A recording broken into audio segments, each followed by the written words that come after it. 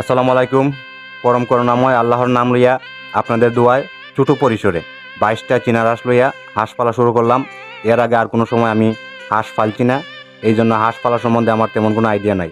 এই জন্য ছোটো পরিসরে প্রথম শুরু করলাম। আপনারা জানেন আমার একটা গরুর খামার আছে, ছোটোখাটো গরু লালন পালন করি। এর পাশাপাশি একটা পুকুর আছে, ওই পুকুরে মাছ চাষ করি।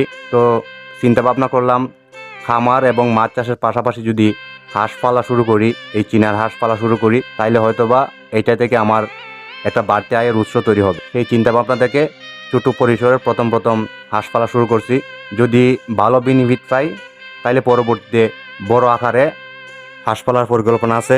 আজকে এই হাঁসগুলোর জন্য একটা কোয়ার তৈরি করতেছি।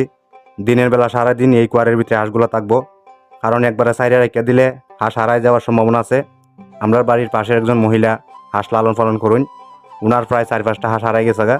তাছাড়া এই হাঁসের বিষটা পরিবেশটা একবারে নোংরা করিলায়, এই জন্য একটা নির্দিষ্ট স্থানে কোয়ার তৈরি করতেছি, যাতে কোনো হাঁস হারাইয়া না যায় এবং পরিবেশটাও ঠিক থাকে। আমার কোয়ারটা কিন্তু একটা গাছের নিচে তৈরি করতেছি, একদম নাতিশীতোষ্ণ জায়গায়। আশা করি এই খোলামেলা রাখার যে সুযোগ সুবিধা আছে এর কোনো কমতি হইতো না। যদিও হাঁস পালা সম্বন্ধে আমার তেমন কোনো আইডিয়া নাই, তারপরেও যতটুকু বুঝতেছি কম পুঁজির মধ্যে এই ব্যবসার মধ্যে ভালো একটা বেনিফিট পাওয়ার সম্ভাবনা আছে। এই ছিল আজকের ভিডিও। সবাই আমার জন্য দোয়া করবেন। আসসালামু আলাইকুম।